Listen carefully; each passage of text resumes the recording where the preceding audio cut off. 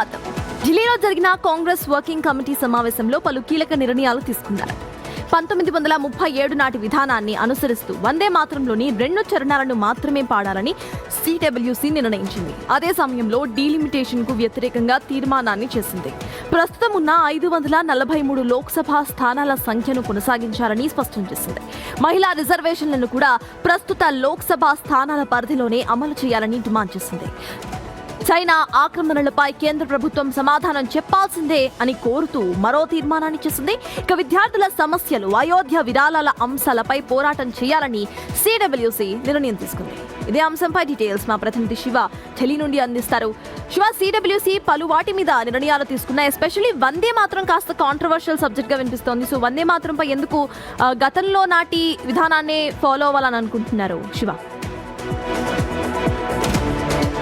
Right సతత్ నిన్న AICC నూతన కార్యాలయంలో మల్లికార్జున ఖర్గే అధ్యక్షతన ఈ సిడబ్ల్యూసి సమావేశం జరిగి దీనిలో కీలక నిర్ణయాలు తీసుకున్నారు. మీరు అన్నట్లుగా వందే మాత్రం వివాదం అనేది ఇటీవల కాలంలో ఎక్కువగా తెర మీదకి వస్తుంది. ఇటు అధికార విపక్షాల మధ్య విమర్శలకు తావిస్తోంది. దానికి సంబంధించి ప్రధానంగా నిన్న చర్చ జరిగింది. 1937 నాటి విధానం ఏదైతుందో 60 సెకండ్ల నిడివి గల 2 చరణాలు ఉన్న వందే మాత్రాన్నే గేయాన్నే మేము ఆలపిస్తాము. గతంలో వచ్చిన నిబంధనలు మేము పాటిస్తాము. అధికారులకు ఎవరికి వచ్చినా వారికి అనుకూలంగా నిబంధనలు మార్చుకుంటున్నారు.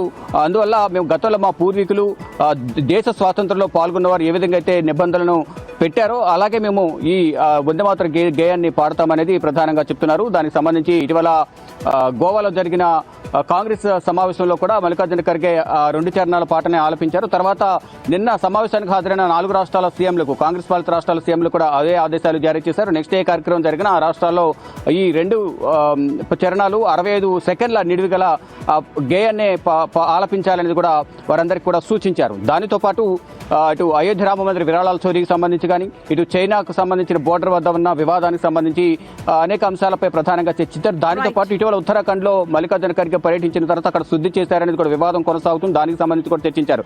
ఇక వచ్చే సంవత్సరం అసెంబ్లీ ఎన్నికలు రాబోతున్నాయి. అసెంబ్లీ ఎన్నికల్లో పార్టీ బలోపేతానికి సంబంధించిన అంశాలపై చర్చించారు. దానితో పాటు హర్ఘర్ కాంగ్రెస్, అంటే ప్రతి ఇంటికి కాంగ్రెస్ అనే ప్రచారాన్ని తీసుకెళ్లి కాంగ్రెస్ పార్టీని బలోపేతం చేయాలి. బలోపేతం చేయడం ద్వారా రానున్న అసెంబ్లీ ఎన్నికల్లో ఏ రాష్ట్రాల్లో పార్టీ బలహీనంగా ఉందో అక్కడ ప్రత్యేక కార్యక్రమాలు చేపట్టి అధికారులకు వచ్చే విధంగా కూడా ప్రణాళికలు సిద్ధం చేసినట్లుగా నిన్న జరిగిన సిడబ్ల్యూసి సమావేశంలో కొన్ని నిర్ణయాలు కూడా తీసుకున్నారు. ఇటు అన్ని రాష్ట్రాల ముఖ్యమంత్రుల నుంచి కూడా కొంత ఫీడ్బ్యాక్ తీసుకుని పార్టీ బలోపేతానికి సంబంధించి వారి నుంచి సూచనలు తీసుకున్నట్లుగా తెలుస్తోంది. సటర్. Thank you Shiva. మొత్తానికి వందే మాత్రం గేయానికి సంబంధించి కాంట్రవర్సీస్ రోజు రోజుకు పెరుగుతూనే ఉన్నాయి. ఈ రోజు కాంగ్రెస్ తీసుకునే ఈ నిర్ణయం మరో కాంట్రవర్షియల్ సబ్జెక్ట్ గా మారుతోంది. అయితే మునుపటిగా ఏవైతే స్టార్టింగ్ 2 పారాగ్రాఫ్స్ ఉన్నాయో వాటిని మాత్రమే ఆలపిస్తాము, దేశ ఐక్యతను ఈ 2 పారాగ్రాఫ్స్ చెప్తున్నాయి. ఆ తర్వాత మొత్తం కూడా సంస్కృతి సాంప్రదాయాల వైపు వెళ్తున్నాయి. కాబట్టి మొదటి 2 పారాగ్రాఫ్స్ నే మేము పాటిస్తామంటూ కూడా కాంగ్రెస్ చెప్తోంది. పార్టీలు మారిన వెంటనే రూల్స్ కూడా మార్చకూడదు అనేది కాంగ్రెస్ అభిప్రాయం. కానీ బీజేపీ మాత్రము వందే మాత్ర గేయానికి తగిన గౌరవం లభించాలి, అన్ని పారాస్ కూడా పాడాల్సిందే అంటూ బీజేపీ